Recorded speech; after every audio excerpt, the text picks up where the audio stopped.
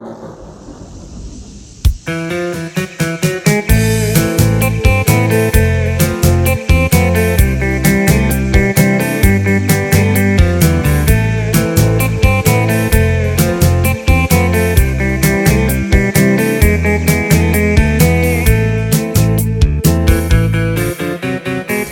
seară cu costică, eu cu o sticlă, eu cu o sticlă.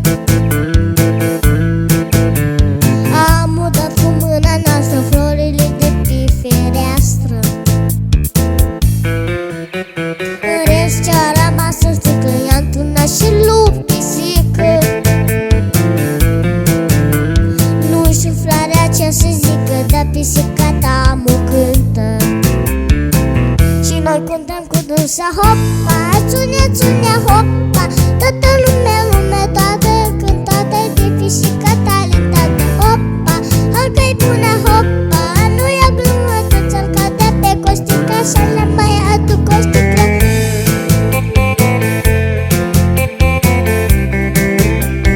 Să le mai aduc o sticlă. Toți îl cadă pe costică, să le mai aduc o sticlă. Pești sar să nu tacă, le-am turnat și lor o leacă. Numai rațele din cute mute au fost să rămas mute. Nu știu să fie mâine, dar acum la toți e bine.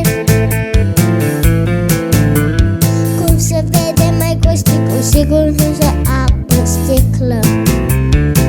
Și noi cântăm cu dânsa, hop,